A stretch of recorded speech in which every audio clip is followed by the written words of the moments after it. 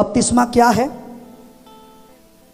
और बपतिस्मा लेना क्यों जरूरी है और बपतिस्मा लेने के क्या लाभ हैं, आज मैं आपको विस्तार से बताऊंगा और डिटेल बताऊंगा, जिससे कि बपतिस्मा के विषय या बपतिस्मा से संबंधित आपका जो भी संदेह, शंका या गलत धारणा है या गलत शिक्षा है, आज प्रभु यीशु मसीह के नाम से वो गलत शिक्षा, वो गलत धारणा, वो गलत मानसिकता दूर हो जाएगी और आप बपतिस्मा के विषय में सही रीति से जानने पाओगे। बहुत अच्छा होगा अगर आपके पास में पेन और कॉपी हो, तो आप अच्छे तरीके से सीख लेंगे। विशेष करके वो लोग जो बपतिस्मा के विषय जानना चाहते हैं और वो लोग जो बपतिस्मा लेना चाहते हैं और वो लोग जो संदेह और शंका में है कि हम बपतिस्मा लें कि ना लें। ये जरूरी है कि आपके पास में पेन और कॉपी हो, और अगर नहीं है तो आप याद रखें, आप उसको अपने मन में स्मरण रखें। मैंने पहले भी बताया था और अभी भी बताया था, भविष्य का सेवक, भविष्य का एक सामर्थी सेवक, भविष्य का एक सामर्थी प्रचारक वो होता है जो वर्तमान में वचन सुनता है, कॉपी और पेन लेकर बैठता है और नोट करता है। आप लोग तो कुर्सी में बैठे, मैं नीचे बैठता था कुछ साल पहले, ऐसे नीचे बैठता था, वचन सुनता था, ए से लेके जेड तक पूरा संदेश मैं अपनी डायरी में नोट कर लेता था। कई डायरियां भर गई मेरी, कई डायरियां भर गई, और घर जाता था 3-3 घंटा 4-4 घंटा मैं उसको स्टडी करता था। समझ में आ रहा है? इसलिए आज मैं यहां खड़े होकर प्रचार करने पा रहा हूं। हालेलुया। अब मैं पूछता हूं, क्या आपकी तैयारी है? अगर आप एक सामर्थी सेवा करना चाहते हैं, आप प्रचार करना चाहते हैं, एक अच्छी सेवकाई करना चाहते हैं, तो क्या आपकी तैयारी है? Very good. जितने लोगों ने हाथ उठाया है, यीशु मसीह के नाम में आप भविष्य के माइटी मैन ऑफ गॉड हैं। बाकी लोग की तैयारी नहीं है, बस चर्च आना है, जाना है, आना है, जाना है, आना है, जाना है, फिर बाल सफेद हो जाएंगे और उसके बाद एक समय में प्रभु के पास चले जाएंगे। 2 दिन लोग याद रखेंगे, उसके बाद में भूल जाएंगे। आपको एक बात बता दूं मेरे प्रियो, ऐसा मसीही जीवन जियो कि इतिहास रच दो, मरने के बाद भी कई सौ सालों तक के आपका नाम लोग याद रखें, आपका सेवा लोग याद रखें, आपकी गवाही से, आपकी सेवा से, आपके जीवन से कई सौ साल तक लोग ब्लेस होते रहें। ऐसा वो बनता है जो अपने शुरुआत से ही तैयारी में होता है। कॉपी और पेन इस बात का साइन है और चिन्ह है कि आप तैयारी में हैं। आप भविष्य के प्रचारक, एक सामर्थी प्रचारक होने के लिए हैं। आप निकालिए मेरे साथ में मत्ती उसका 3रा अध्याय 13 वचन। उस समय यीशु गलील से यरदन के किनारे यूहन्ना के पास उससे बपतिस्मा लेने आया।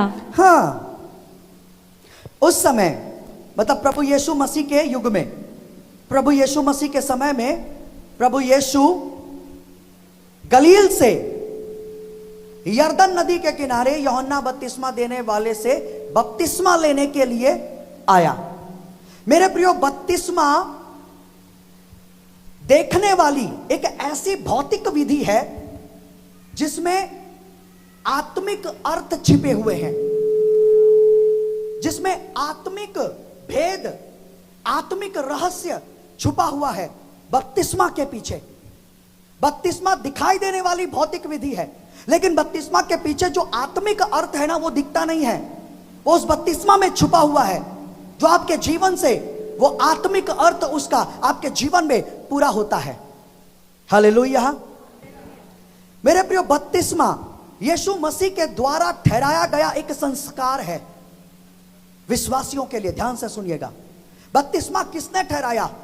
किसी मनुष्य ने नहीं, परंतु प्रभु यीशु मसीह ने स्वयं बपतिस्मा का यह संस्कार ठहराया। और इतना ही नहीं, परंतु परमेश्वर की यह इच्छा थी कि प्रभु यीशु मसीह भी बपतिस्मा ले। क्यों? प्रभु यीशु को बपतिस्मा लेने की कोई जरूरत नहीं थी क्योंकि वो तो प्रभु थे। लेकिन क्योंकि प्रभु यीशु जब इस पृथ्वी में थे तो वो शरीर में थे और मनुष्य रूप लेकर के आए और पूरा पूरा वो शरीर में थे। अब क्योंकि वो शरीर में थे और मनुष्य रूप में थे तो मनुष्यों को एक आदर्श देना था। समझ में आ रहा है? मनुष्यों के लिए एक छाप छोड़ना था, एक आदर्श देना था। इसलिए प्रभु यीशु गलील से निकले और 60 से 70 मील की दूरी पैदल यात्रा करके यरदन के किनारे जाकर के वो यूहन्ना के पास जाते हैं और यूहन्ना से बपतिस्मा लेते हैं।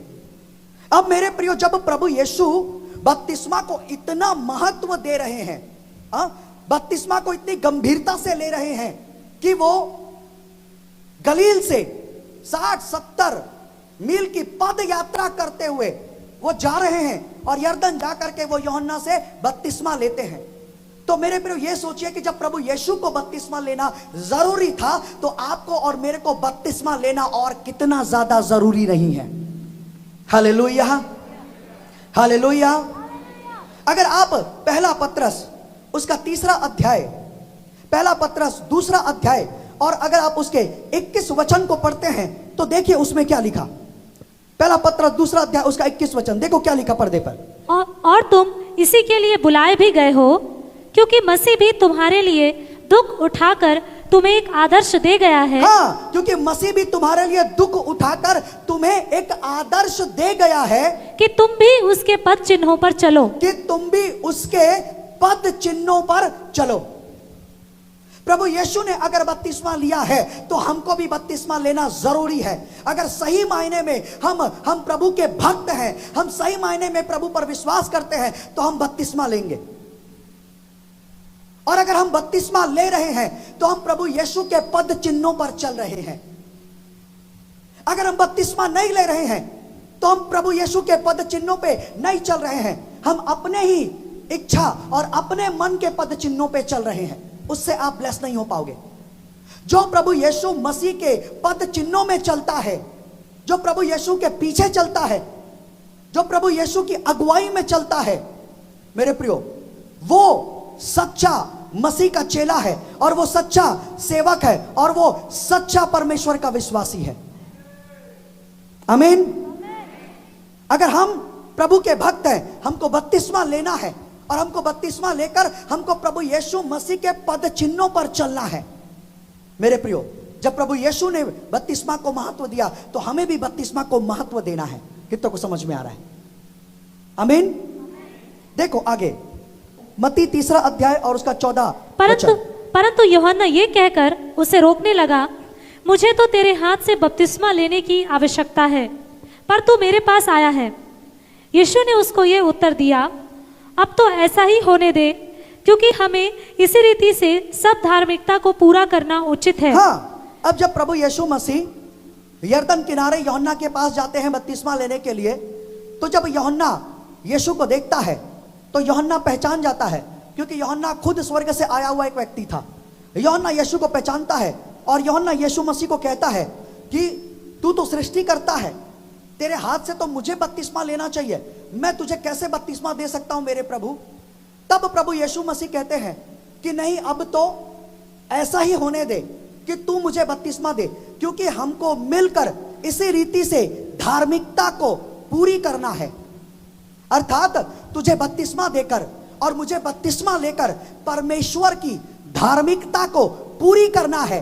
परमेश्वर की धार्मिकता का मतलब परमेश्वर की इच्छा को पूरी करना है। और यूहन्ना बपतिस्मा देने वाला यीशु मसीह को बपतिस्मा देकर और प्रभु यीशु मसीह बपतिस्मा लेकर परमेश्वर की धार्मिकता को पूरी कर रहे हैं, परमेश्वर की इच्छा को पूरी कर रहे हैं। याद रखो, जो बपतिस्मा देता है या जो बपतिस्मा लेता है वो परमेश्वर की मर्जी को पूरी करता है, वो परमेश्वर की धार्मिकता को पूरी करता है। लेकिन जो बपतिस्मा न देता है, न जो बपतिस्मा नहीं लेता, वो परमेश्वर की धार्मिकता को पूरी नहीं कर रहा है, वो परमेश्वर की इच्छा को पूरी नहीं कर रहा है, परंतु वो अपने मन से संसार के अनुसार चल रहा है। याद रखो मेरे प्रियो, बपतिस्मा लेकर हमको परमेश्वर की इच्छा पूरी करना है, हमको परमेश्वर की धार्मिकता को पूरी करना है, जैसे प्रभु यीशु मसीह ने किया, जैसे यूहन्ना बपतिस्मा देने वाले ने किया। हमें भी बपतिस्मा लेकर परमेश्वर की उस धार्मिकता को पूरी करना है। आमीन। 16 वचन में देखो क्या लिखा। और यीशु बपतिस्मा लेकर तुरंत पानी में से ऊपर आया, और देखो उसके लिए आकाश खुल गया। हाँ, और अब यहां पर गौर करना, यहां पे लिखा और यीशु बपतिस्मा लेकर तुरंत पानी से ऊपर आया। जो नया नियम है वो ग्रीक भाषा में लिखा हुआ है। पूरा नया नियम जो है ओरिजिनल ग्रीक भाषा में लिखा हुआ है। तो नए नियम में जो बपतिस्मा शब्द जो आया हिंदी में, उसको ग्रीक भाषा में कहते हैं बैप्टिजो। बैप्टिजो का मतलब होता है डूबना या डुबकी लगाना या गोते लगाना। इसका मतलब होता है बैप्टिजो ग्रीक भाषा में, और हिंदी भाषा में बैप्टिजो को बपतिस्मा कहते हैं। और प्रभु यीशु मसीह ने बपतिस्मा शब्द का यूज किया, ग्रीक भाषा में बैप्टिजो शब्द का यूज किया। बैप्टिजो का मतलब होता है डूबना पानी में, या गोते लगाना, या डुबकी मारना। मेरे प्रियो बाइबल स्पष्ट बताता है कि बपतिस्मा सही मायने में आप पानी में जाते हैं और आप पूरा डुबकी लगाते हैं और पूरा पानी से आप बाहर आते हैं। इसको कहते हैं बैप्टिजो, जिसको प्रभु यीशु मसीह ने बताया। मेरे प्रियो, आप यहां पर देखते हैं कि प्रभु यीशु मसीह कहां बपतिस्मा ले रहे हैं। किसी जग में भरे पानी को लेकर कोई उनके ऊपर उंडेल रहा है, ऐसा बपतिस्मा यीशु मसीह नहीं ले रहे हैं। या फिर कोई पानी लेकर के उनके ऊपर छिड़काव कर रहा है, ऐसा बपतिस्मा प्रभु यीशु मसीह नहीं ले रहे हैं। परंतु प्रभु यीशु मसीह यरदन नदी के पास जाते हैं, नदी जहां पर बहुत पानी है, और वहां पर यूहन्ना प्रभु यीशु मसीह को पानी में ले जाता है और पानी में पूरा डुबोता है, पूरा डुबोता है, और फिर वो पानी से बाहर आते हैं। यहां पे लिखा पानी से बाहर आना, इसको कहते हैं बैप्टिजो। लेकिन आज मेरे प्रियो, आज कई जगह पर गलत तरीके का बपतिस्मा दिया जा रहा है जो बाइबल सैद्धांतिक नहीं है। जैसे कि कुछ लोग छिड़काव का बपतिस्मा देते हैं, बाइबल में ऐसा नहीं लिखा है, क्योंकि छिड़काव का बपतिस्मा, जो छिड़काव है उसको ग्रीक भाषा में रेंटिजो कहते हैं। उसको ग्रीक भाषा में रेंटिजो कहते हैं। रेंटिजो का मतलब होता है छिड़काव। अगर प्रभु को छिड़काव का बपतिस्मा बताना होता तो वो बैप्टिजो बपतिस्मा का इस्तेमाल नहीं करते, वो रेंटिजो का या रेंटिज्म का इस्तेमाल करते।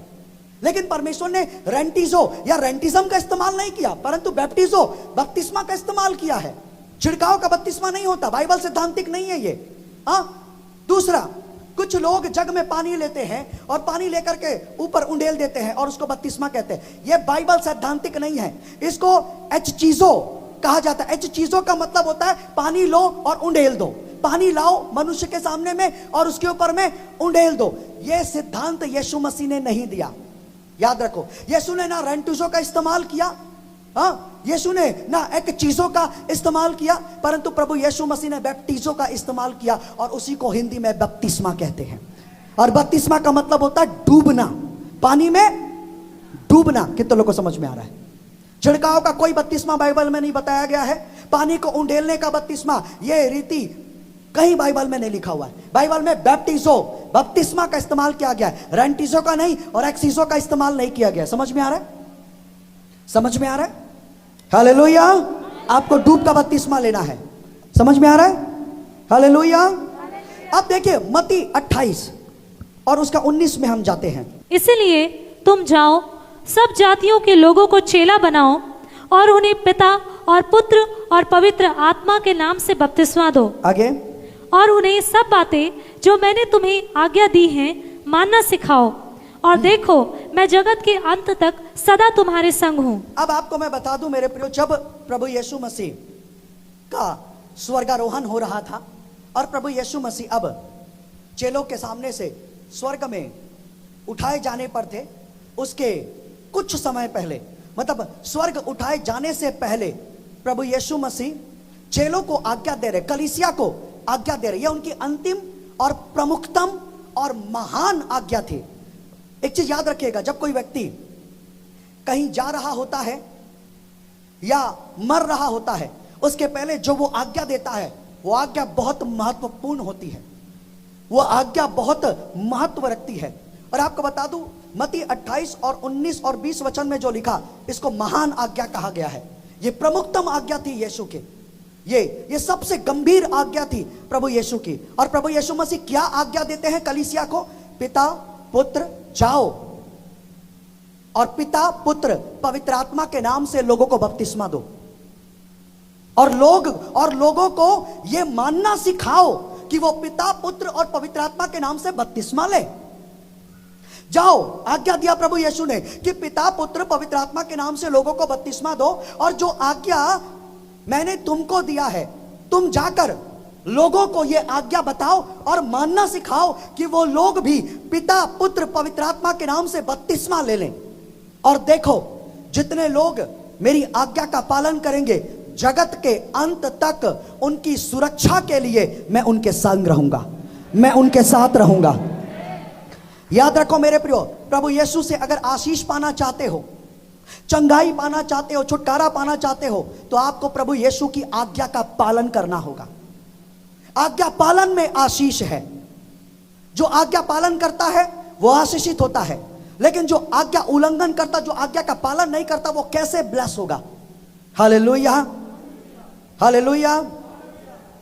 अगर आप यूहन्ना उसके 14 अध्याय में अगर आप देखते हैं, तो प्रभु यीशु ने इस प्रकार से कहा था कि देख, मेरी आज्ञा तुम लोगों के पास है, और जो मेरी आज्ञा को मानता है वो मुझसे प्यार करता है, और जो मुझसे प्यार करता है वो मेरी आज्ञा को मानेगा, और जो मेरी आज्ञा को मानेगा मैं उससे प्यार करूंगा, और मेरा पिता भी उससे प्यार करेगा, और मैं और मेरा पिता उसके पास आकर उसके साथ रहेंगे।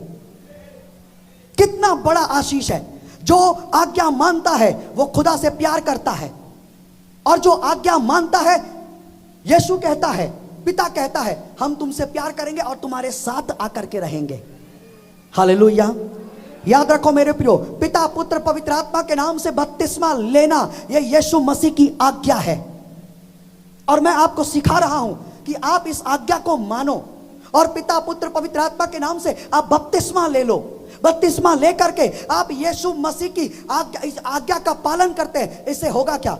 इससे होगा क्या? चलते फिरते, उठते बैठते, सोते जागते, प्रभु यीशु हर वक्त, हर समय, हर सेकंड, हर मिनट, हर घंटे आपके संग और साथ रहेगा। आमीन, हालेलुया। कितनों को समझ में आ रहा है? आज्ञा पालन करो। अगर आप आज्ञाकारी हैं तो आप पिता पुत्र पवित्र आत्मा के नाम से बपतिस्मा लेंगे। आमीन। मरकुस उसका 16 अध्याय और हम 15 और 16 वचन पढ़ेंगे।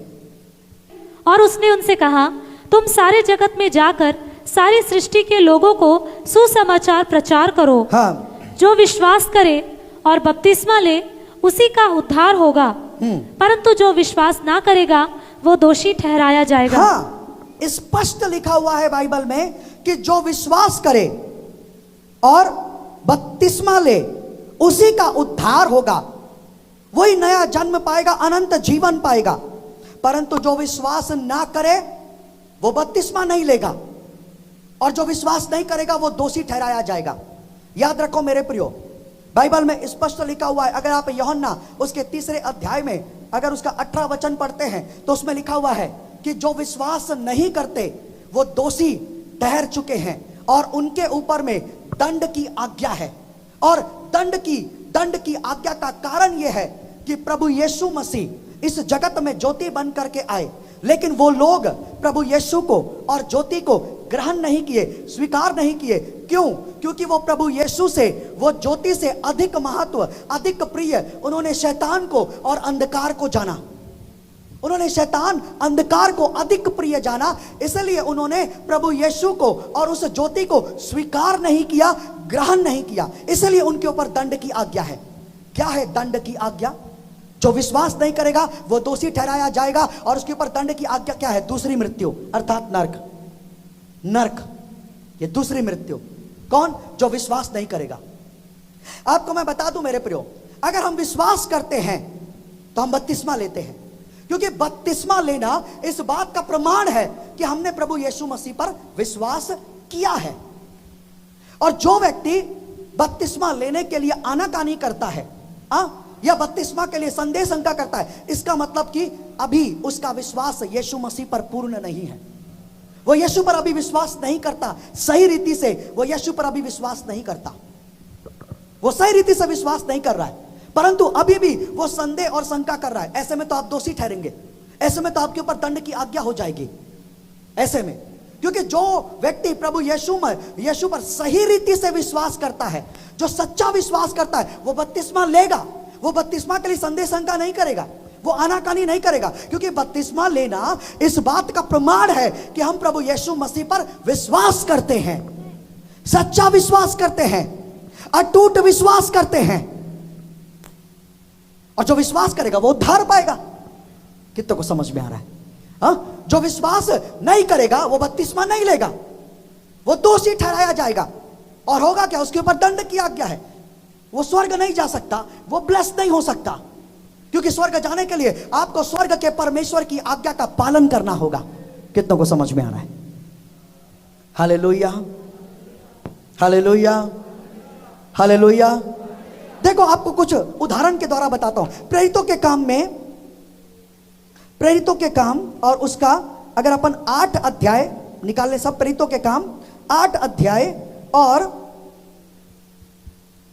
35 से लेकर हम 39 तक पढ़ेंगे, 35 से लेकर 39 तक पढ़ेंगे। परंतु ये जो घटना है ये किसके विषय में है उसका आपको मैं इंट्रोडक्शन दे देता हूं, उसको वो उसकी पहचान आपको बताता हूं।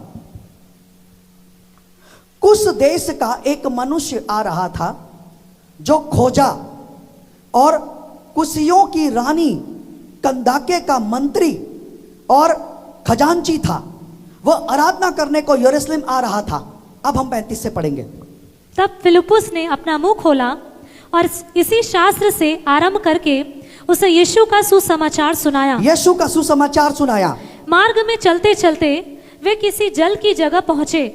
तब खोजे ने कहा, देख, यहाँ जल है, अब मुझे बपतिस्मा लेने में क्या रोक है? फिलिप्पुस ने कहा, यदि तू सारे मन से विश्वास करता है। फिलिप्पुस ने कहा, यदि तू सारे मन से विश्वास करता है तो ले सकता है। तो ले सकता है। उसने उत्तर दिया, मैं विश्वास करता हूँ कि यीशु मसीह परमेश्वर का पुत्र है। हाँ। तब उसने रथ खड़ा करने की आज्ञा दी और फिलिप्पुस और खोजा दोनों जल में उतर पड़े। हाँ। और उसने खोजा को बपतिस्मा दिया। हाँ। जब वे जल में से निकलकर ऊपर आए, हाँ। तो प्रभु का आत्मा फिलिप्पुस को उठा ले गया और खोजे ने उसे फिर ना देखा। हाँ। और अब ये कुछ देश का ये मंत्री था, खजांची था, ये बड़े ऊंचे पद में था, बड़े ऊंचे अवधे में था ये। हाँ। लेकिन जब ये यरूशलेम से वापस आ रहा था, तब फिलिप्पुस को पवित्र आत्मा कहता है कि फिलिप्पुस, उस कुछ देश के रास्ते में एक खजांची है, कुछ देश का एक खजांची है, वो मंत्री है वहां का, तू उसके पास दौड़ा चला जा। क्योंकि वो बाइबल पढ़ रहा है, यशायाह भविष्यवक्ता की पुस्तक, और जो पढ़ रहा है वो समझ नहीं रहा है। वो बाइबल तो पढ़ रहा है लेकिन उसको समझ में नहीं आ रहा है। तू जा और जाकर उसको सुसमाचार सुना। तब पवित्र आत्मा ने फिलिप्पुस को खोजा के पास में लेकर के गया और वो बग्गी में बैठा था और फिलिप्पुस दौड़ रहा है। और फिलिप्पुस खोजा से पूछता है, जो तू पढ़ता है क्या तू उसे समझता है? तो बोलता है, जब तक कोई ना समझाए मैं उसे कैसे समझाऊं, तू बग्गी में आ जा और मुझे समझा। और फिलिप्पुस बग्गी में आ जाता है और खोजा को आरंभ से लेकर समाप्ति तक पूरा यीशु मसीह के बारे में बताता है, सुसमाचार सुनाता है। तब और बपतिस्मा लेने की शिक्षा देता है। तब वो खोजा जो ऊंचे पद का था, जो कुछ देश का मंत्री था, वो सुसमाचार को सुनता है और उसका जो दिल है पिघलता है, उसका मन टूटता है। और वो फिलिप्पुस को कहता है कि देख, ये रास्ते में बहुत जल है, मुझे यहां रोक और बपतिस्मा दे दे। तो फिलिप्पुस कहता है, अगर तू सारे मन से विश्वास करता है प्रभु यीशु पर, तो तू बपतिस्मा ले सकता है। अगर तू विश्वास करता है तो तू फिर योग्य है बपतिस्मा लेने के। याद रखना, बपतिस्मा लेने से पहले प्रभु यह नहीं बोलता अगर तेरे कर्म सही हैं, अगर तू पवित्र है तो ही तू बपतिस्मा ले सकता है ना, ऐसा नहीं है। अगर तू विश्वास करता है तो तू बपतिस्मा ले सकता है। सारे मन से अगर तू विश्वास करेगा तो तू बपतिस्मा ले सकता है। तब खोजा ने सामने से आंसर दिया फिलिपुस को कि मैं विश्वास करता हूं कि यीशु प्रभु है। मैं विश्वास करता हूं कि प्रभु यीशु परमेश्वर का पुत्र है। मैं विश्वास करता हूं कि परमेश्वर प्रभु यीशु को मुर्दों में से तीसरे दिन जीवित कर दिया है। मैं विश्वास करता हूं। तो फिलिपुस ने कहा अब तू योग्य है बपतिस्मा लेने के। और वे लोग रुकते हैं, पानी में उतरते हैं और फिलिपुस खोजा को वही पानी में बपतिस्मा दे देता है। Hallelujah, hallelujah. याद रखो, अगर आप बपतिस्मा लेना चाहते हो तो उसके लिए योग्यता क्या है कि आप सारे मन से प्रभु यीशु पर विश्वास करो। कितनों को समझ में आ रहा है? सारे मन से आप प्रभु पर विश्वास करो और यह अंगीकार करना है कि यीशु ही प्रभु है और प्रभु यीशु परमेश्वर का पुत्र है और परमेश्वर ने प्रभु यीशु को मुर्दों में से तीसरे दिन जीवित किया। जब आप यह विश्वास करते हैं, यह अंगीकार करते हैं, तो आपको मैं बता दूं, बधाई हो, आप बपतिस्मा के लिए बिल्कुल तैयार हैं। आमीन। आप बपतिस्मा के लिए बिल्कुल तैयार हैं। प्रेरितों के काम 18 और उसका 8 में देखो क्या लिखा हो। तब आराधनालय के सरदार क्रिस्पुस ने अपने सारे घराने समेत प्रभु पर विश्वास किया और बहुत से कुरिन्थवासी सुनकर विश्वास लाए और बपतिस्मा लिया। हाँ,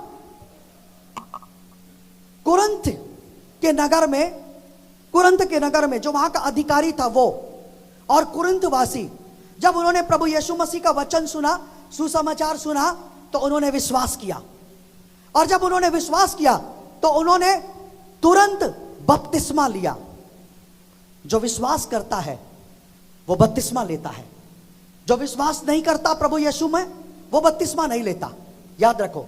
और जो विश्वास करता है वही आज्ञा पालन करेगा प्रभु का और बपतिस्मा लेगा और प्रभु उसके संग और साथ रहेगा और वो आशीषित होगा। और याद रखो, एक दिन जब शरीर छोड़कर जाएगा तो वो स्वर्ग में यीशु से मिलेगा, परमेश्वर से मिलेगा। आमीन, हालेलुया। आइए एक और घटना हम देखते हैं। प्रेरितों के काम उसका 9 अध्याय और उसका 18 वचन पढ़ो। और तुरंत उसकी आंखों से छिलके से गिरे और वो देखने लगा और उठकर बपतिस्मा लिया। 22 और 16 भी पढ़ो। अब क्यों देर करता है? उठ, बपतिस्मा ले और उसका नाम लेकर अपने पाप को धो डाल। यह शाऊल के विषय में है मेरे प्रियो। शाऊल एक पापी व्यक्ति था, क्रूर व्यक्ति था। उसने कलीसिया को बर्बाद किया। कई विश्वासियों को जान से मार दिया।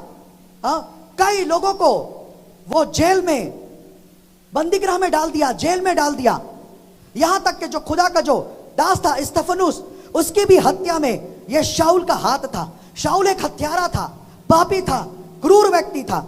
और शाऊल यरूशलेम से यह अधिकार प्राप्त करके कि मैं दमिश्क जाकर वहां के जितने यीशु के मानने वाले हैं, जितने विश्वास करने वाले हैं, उनको जाऊंगा, कोड़े लगाऊंगा, उनको मारूंगा और उनको बंधक बना करके मैं यरूशलेम लेकर आऊंगा और उनको मैं जेल में डाल दूंगा। तो अब यह शाऊल जा रहा है कलीसिया को बर्बाद करने, नष्ट करने और विश्वासियों को जेल में डालने के लिए। अब जब शाऊल जा रहा है दमिश्क के रास्ते, दमिश्क में, तो रास्ते में स्वर्ग से ज्योति चमकती है शाऊल की आंखों पर और शाऊल अंधा हो जाता है और घोड़े से गिर जाता है। और तब शाऊल को आवाज आती है, हे शाऊल, हे शाऊल, तू मुझे क्यों सताता है? शाऊल अंधा हो चुका है, वो देख नहीं पा रहा है। शाऊल कहता है, हे प्रभु, तू कौन है और मैंने क्या किया है, मैं क्या करूं? तब वो कहता है, मैं यीशु हूं, तू मुझे सताता है। शाऊल कहता है, प्रभु मैंने तुझे कब सताया? तू कलीसिया को सताता है, तू मुझे ही सताता है, क्योंकि कलीसिया मेरी देह है। अगर कोई कलीसिया को सता रहा है, अगर कोई किसी विश्वासी को सता रहा है, याद रखना वो सीधा प्रभु यीशु से पंगे ले रहा है। अगर कोई किसी विश्वासी को परेशान कर रहा है, अगर किसी कलीसिया को कोई परेशान कर रहा है, तो वो डायरेक्ट स्वर्ग के परमेश्वर से पंगे ले रहा है। हालेलुया। चलो कुछ लोगों को समझ में आ रहा है।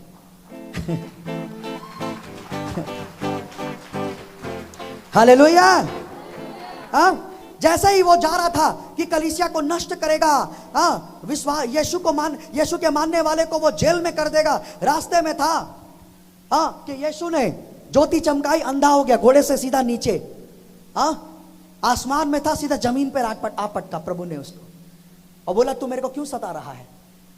तब वो बोला प्रभु मैं तेरे को कब सता रहा हूं। उसने कहा जो मेरी कलीसिया को सताएगा, जो मेरे विश्वासियों को सताएगा, जो मेरी संतानों को सताएगा, वो मेरे को सताएगा। हालेलुया। लेकिन ये आवाज उसके सैनिकों को सुनाई नहीं दे रही थी, ये आवाज सिर्फ और सिर्फ शाऊल को सुनाई दे रही थी। लेकिन इस घटना ने शाऊल के हृदय को परिवर्तित कर दिया, उसका मन बदल गया। और तब शाऊल ने कहा कि प्रभु अब मैं क्या करूं, मेरे से पाप तो हो गया, मैं क्या करूं। प्रभु ने कहा उठ और दमिश्क जा। और शाऊल उठा और सैनिक लोग शाऊल को दमिश्क लेकर गए, क्योंकि उसको कुछ दिखाई नहीं देता था। और वो दमिश्क में जाकर के 3 दिन तक करके बिना खाए और बिना पिए 3 दिन तक वो ड्राई फास्टिंग रहा। और तब प्रभु यीशु मसीह ने हन्ना को भेजा कि हन्ना जा और तू उसके सर पे हाथ रखना और वो देखने लगेगा। हन्ना यीशु मसीह का भक्त था, दास था, जैसे मैं हूं। और हन्ना जाता है और शाऊल के सर पे हाथ रखता है।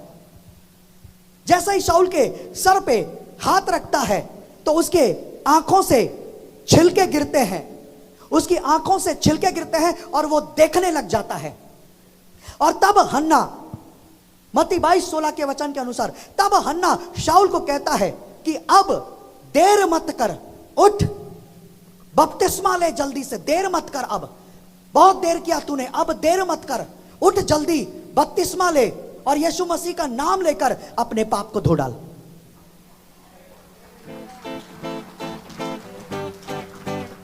हालेलुया।